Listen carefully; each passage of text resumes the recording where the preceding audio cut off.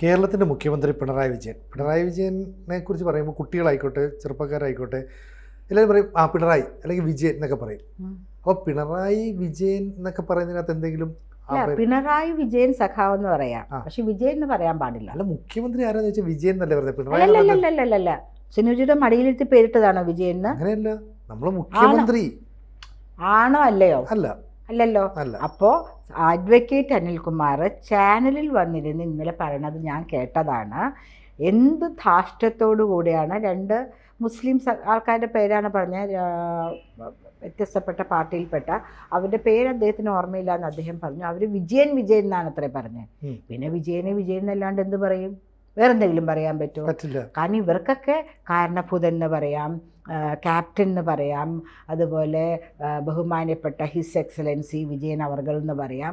അങ്ങനെയൊക്കെ കേട്ട് ശീലിച്ച് പൊക്കി കൊണ്ടിട്ടിരിക്കുക. എപ്പോഴത്തേക്കാണ് ഇവർ തന്നെ ഉരുട്ടി താഴെ ഇടാൻ പോകണമെന്ന് നമുക്ക് അറിഞ്ഞുകൂടാ. അപ്പം അതിന് ഭയങ്കര രോഷാകുലനാവുന്നു. വിജയൻ പറഞ്ഞു എന്ന് പുറത്തുനിന്ന് വന്ന ആൾക്കാരാണെന്നാണ് പറയണത്. എന്തായാലും മലയാളികൾ എല്ലാവർക്കും മലയാളം ശരിക്കും സംസാരിക്കാനും അറിയില്ല. പുറത്തൊക്കെ പ്രധാനമന്ത്രി ആവട്ടെ പ്രസിഡന്റ് ആവട്ടെ mister Vijayan, mister Sinooj, missus Padmaja എന്നാണ് അവർ അഭിസംബോധന ചെയ്യണേ. സാറേ, ഹിസ് എക്സലൻസി, യുവർ ഹോളിനെസ്, അങ്ങനെ യുവർ ഹോളിനെസ് എന്ന് പറയും നമ്മളുടെ പോപ്പിനെയൊക്കെ. Sorry, I stand corrected. അല്ലാത്ത ബാക്കി എല്ലാവരും അവർക്കിടയിൽ ഒരാളാണ്. സൈക്കിൾ ഓടിച്ചാലും ചില രാജ്യങ്ങളിലേക്ക് പ്രധാനമന്ത്രിമാരൊക്കെ പ്രസിഡന്റുമാരൊക്കെ കടയിൽ പോകുന്നതും ഓഫീസിലേക്ക് വരുന്നതൊക്കെ സാധാരണ ആൾക്കാർ വോട്ട് ചെയ്ത് ജയിപ്പിച്ച് കുറച്ച് നാളത്തേക്ക്. ഈ പിണറായി സഖാവിന് മാത്രം എന്താണ് ഇങ്ങനെയൊക്കെ ഒരു കമ്മ്യൂണിസം മാറി അല്ലേ? അതെ, കമ്മ്യൂണിസം മാറി. അവർക്ക് ആവശ്യമുള്ള സമയത്ത് മാത്രം ചിരിച്ചു കാണിക്കുക. ഇപ്പോൾ സിനുജി ശ്രദ്ധിച്ചിട്ടുണ്ടോയെന്ന് അറിയില്ല, അദ്ദേഹത്തിൻ്റെ മുഖത്തൊരു അല്പം ശാന്തതയോ അല്ലെങ്കിൽ സ്നേഹമൊക്കെ ഉണ്ട്. പണ്ടൊരു തരം ക്രൂരതയായിരുന്നില്ലേ മുഖത്ത്? അതെ.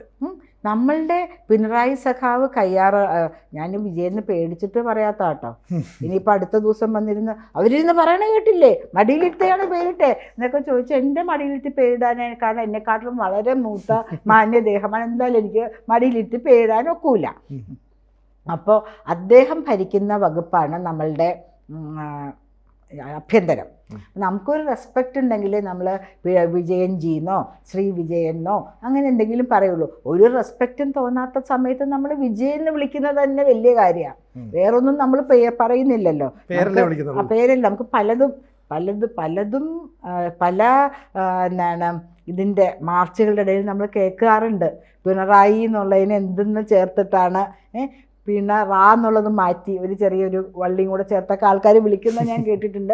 ഞാനിത് പറയാൻ പാടില്ല, ഗുണിച്ചെടുത്തോട്ടെ അവർ, അല്ലെങ്കിൽ അവർ കണക്കൂട്ടി എന്താണെന്ന് മനസ്സിലാക്കിക്കോട്ടെ. അപ്പോൾ അദ്ദേഹം ഭരിക്കുന്ന വകുപ്പിൽ ഇപ്പം എന്താ സംഭവിക്കുന്നത്?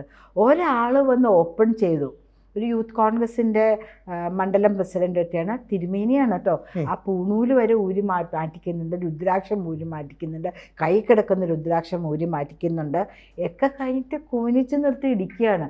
അദ്ദേഹം അത് ആർജവത്തോടുകൂടി പുറകെ പോയി കണ്ടുപിടിച്ച് അതിൻ്റെ ലൈവ് ടി വി ഇല്ല എന്ന് പറഞ്ഞു. DGP വരെ പറഞ്ഞു ഒന്നുമില്ല എന്ന്.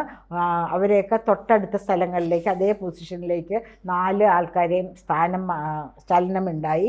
5ാമത്തെ ഡ്രൈവർ ഇപ്പോൾ വില്ലേജ് എക്സ്റ്റൻഷൻ ഓഫീസർ, 5ാമത്തെ കുറ്റക്കാരനായിട്ട് ഇദ്ദേഹം പറയുന്ന വ്യക്തി വില്ലേജ് എക്സ്റ്റൻഷൻ ഓഫീസർ. ആ വില്ലേജിൻ്റെ കഷ്ടകാലമേ ഞാൻ ആലോചിക്കുന്നുള്ളൂ. അദ്ദേഹമാണ് ഏറ്റവും കൂടുതൽ വണ്ടിയിൽ നിന്ന് വലിച്ചിറക്കി പീഡിപ്പിച്ചത് മുഴുവൻ നല്ലോണം ഉപദ്രവിച്ച അദ്ദേഹമാണെന്ന് പറയുന്നു. അതേ തുടർന്ന് സിനുജി TV തുറന്ന ഇതേ ഉള്ളൂ, ഓരോരുത്തരായിട്ട് പുറത്തേക്ക് ഇറങ്ങി വന്ന് പറഞ്ഞുകൊണ്ടിരിക്കുക. ഒരു ഓട്ടോറിക്ഷ ഡ്രൈവർ കരഞ്ഞുകൊണ്ട് പറയുന്നത് കേട്ടില്ലേ? അദ്ദേഹത്തിൻ്റെ മൂക്കിൽ നിന്ന് ചോര വരുന്നവരെ ഇട്ട് മർദ്ദിക്കുകയായിരുന്നു.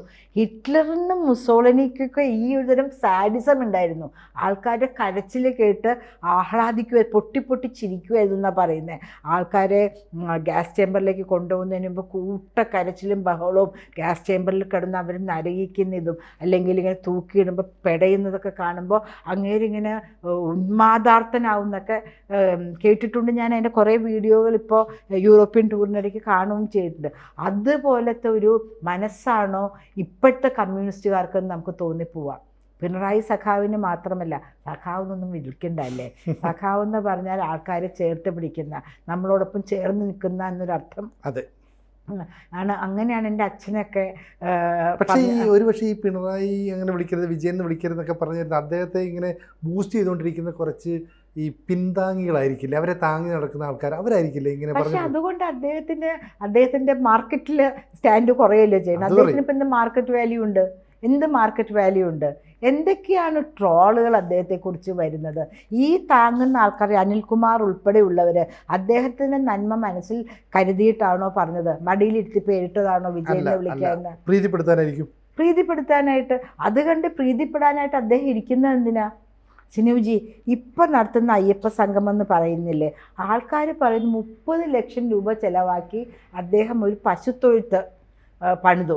അത് ആ വീടിൻ്റെ വാസ്തു ശരിയാക്കാൻ വേണ്ടിയിട്ടാണെന്നാണ് പറയുന്നത്. 30 ലക്ഷം രൂപയുണ്ടെങ്കിൽ 4 ലക്ഷം രൂപയാണ് നമ്മളുടെ ലൈഫ് അല്ലെങ്കിൽ ലൈഫ് എത്ര പേർക്കായി?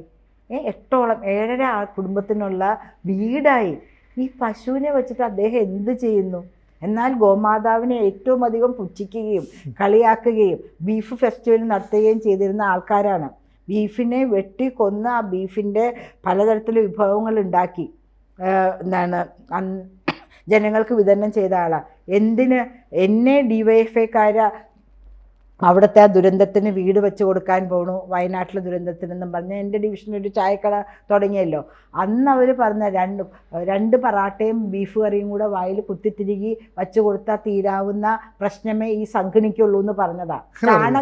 ചാണക സംഘടിക്കുള്ളൂ എന്ന്. അപ്പം ബീഫെന്ന് പറഞ്ഞാൽ അവർക്ക് അതൊരു എന്താ പറയുക, മറ്റുള്ളവരെ ഇൻസൾട്ട് ചെയ്യാനായിട്ടുള്ള നമ്മളുടെ ചോയ്സാണ് നമ്മൾ എന്ത് കഴിക്കണമെന്ന്. അപ്പോൾ ഈ പിണറായി സഖാവ് ബീഫെന്ന് പറഞ്ഞാൽ ഏറ്റവും അധികം സന്തോഷത്തോടെ മുറിച്ച് അറുത്ത് കഴിക്കുന്ന ആളായിരിക്കാം. I stand corrected. അപ്പോൾ അദ്ദേഹത്തിൻ്റെ അവിടെ എന്തിനാണ് ഒരു പശുത്തൊഴുത്ത്? അവിടെ ആ ചാണകം വെച്ച് അവരെന്ത് ചെയ്യുന്നു അല്ലേ? അല്ലെങ്കിൽ അവിടെ നിന്ന് കിട്ടുന്ന ബാക്കിയുള്ള വസ്തുക്കൾ വെച്ച് എന്ത് ചെയ്യുന്നു? ഒരു വാസ്തു കറക്റ്റ് ചെയ്യാൻ വേണ്ടി ചെയ്തു. ഈ അയ്യപ്പ സംഗമം തന്നെ അദ്ദേഹത്തിന് കുറച്ച് വയ്യാന്ന് തോന്നുന്നു. എപ്പോഴും ഇടയ്ക്കിടയ്ക്ക് മായോ ക്ലിനിക്കിലേക്ക് പോകുന്നുണ്ടല്ലോ. എപ്പോഴാണെങ്കിലും നമുക്ക് എല്ലാവർക്കും ഒരിക്കൽ പോകണം. അങ്ങോട്ട് പോകേണ്ട സമയമാകുമ്പോഴാണ് എല്ലാവർക്കും ഈശ്വര വിശ്വാസം വരുന്നത്. എൻ്റെ അമ്മ ഡോക്ടറാണ്. അമ്മ എപ്പോഴും പറയും ഇവിടെ ഇത്രയേ ഉള്ളൂ, അതുകൊണ്ട് ഒരു സെക്കൻഡ് ഇവിടെ ജീവൻ കൂടുതൽ നിലനിർത്തുക എന്നുള്ളതാണ് ഞങ്ങളുടെ കടമ. അപ്പോൾ അവിടെ എന്താ ഞങ്ങൾക്കറിയില്ല. ചില ആൾക്കാർ പറയും അയ്യോ അച്ഛനെ അമ്മ എങ്ങനെ ഇട്ട് കഷ്ടപ്പെടുത്തല്ലേ, പോയാൽ മതിയായിരുന്നു. നമ്മൾ ഒരു ആർക്ക് കഷ്ടപ്പാട്? കിടക്കുന്ന ആൾക്കാർ എനിക്ക് കഷ്ടപ്പാടാണേ, എനിക്ക് പോകണം എന്ന് പറയുന്നില്ലല്ലോ. അവരാരും പറയുന്നില്ല. മക്കൾക്കുള്ള കഷ്ടപ്പാട് കാരണം മക്കൾ പറയും അച്ഛനും അമ്മയും കഷ്ടപ്പെടുത്താണ്ട് കൊണ്ടുപോയാൽ മതി. ഞാനിങ്ങനെ വിചാരിക്കുകയാണ്, അദ്ദേഹത്തിനും ചിലപ്പോൾ തോന്നുന്നുണ്ടാകാം ഈ ചെയ്ത ക്രൂരതയ്ക്ക് മുഴുവനും എന്തെങ്കിലും ഒരു സ്വർഗമുണ്ടോ നരകമുണ്ടോ എന്നൊക്കെ തോന്നുന്നുണ്ടാകാം. I stand corrected. ഞാൻ ആലോചിക്കുകയാണ്, അല്ലെങ്കിൽ വിഭാവനയിൽ കാണുകയാണ്. അങ്ങനെ തോന്നുന്നത് കൊണ്ടായിരിക്കാം അയ്യപ്പൻ്റെ കാര്യം പറഞ്ഞ് എത്ര പേരെ ക്രൂരമായി പീഡിപ്പിച്ചു, അടിച്ചോടിച്ചു, എത്ര നാൾ ജയിലിലിട്ടു. എൻ്റെ സുഹൃത്തായിരുന്ന വേണുവൊക്കെ ജയിലിൽ നിന്ന് ഇറങ്ങി വരുമ്പോൾ ഞങ്ങളൊക്കെ പോയി സ്വീകരിച്ചിട്ടുണ്ട്. ആ രഹന ഫാത്തിമയുടെ വീടിൻ്റെ മുമ്പിൽ ഞങ്ങളൊക്കെ എത്ര ദിവസം അവിടെ നിന്നിട്ടുണ്ട്. അപ്പോൾ അതിൻ്റെയൊക്കെ ശാപം കിട്ടുമോ എന്ന് ആ വയസ്സ് കൂടിക്കൂടി വരുന്ന സമയത്ത് അദ്ദേഹത്തിന് തോന്നുന്നുണ്ടാവാം. അതായിരിക്കാം ഈ ആഗോള അയ്യപ്പ സംഗമം വേണോ, ഈ സംഗമം പമ്പാതീരത്താണോ നടത്തണ്ടേ, ഈ സംഗമത്തിൽ നിന്ന് എന്ത് ഡിസിഷൻ ഉണ്ടാക്കാൻ പോകണു? അതും ഒരു എലക്ഷൻ ഫണ്ട് എന്ന് പറഞ്ഞോട്ടെ, എലക്ഷൻ ഫണ്ട്. അല്ലെങ്കിൽ ഈ അയ്യപ്പ ഭക്തന്മാരെയാണോ വിളിച്ചിരിക്കുന്നത്? 3 കോടി രൂപയ്ക്കും 1 ലക്ഷം രൂപയ്ക്കൊക്കെ വരുന്ന ആൾക്കാർ അയ്യപ്പ ഭക്തന്മാരാണോ? എന്നാൽ എല്ലാവരുടെയും ലോട്ടെടുക്കട്ടെ. എനിക്ക് അയ്യപ്പ സമ്മേളനത്തിൽ പങ്കെടുക്കണമെന്ന് ആഗ്രഹിക്കുന്ന എല്ലാവരും ഒരു പേര് രജിസ്റ്റർ ചെയ്യട്ടെ. അതിൽ നിന്ന് ലോട്ടെടുത്ത് 3 ലക്ഷം പേരെ ആക്കട്ടെ. അതല്ലേ ചെയ്യേണ്ടത്?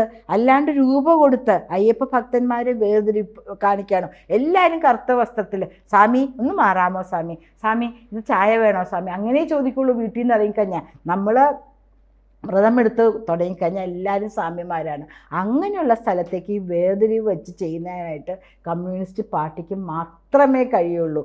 അത് ഇദ്ദേഹം ചെയ്യുന്നത് എനിക്ക് തോന്നുന്നു നമ്മൾ വരാൻ പോകുന്ന തെരഞ്ഞെടുപ്പിന് പാർട്ടിക്ക് ഫണ്ട് വേണ്ടേ? അത് തന്നെ അത് തന്നെ, that's exactly what I am saying. അല്ലെങ്കിൽ ഈ അയ്യപ്പ ഭക്തന്മാരിൽ പരിസ്ഥിതി വിദഗ്ധന്മാരുണ്ടോ?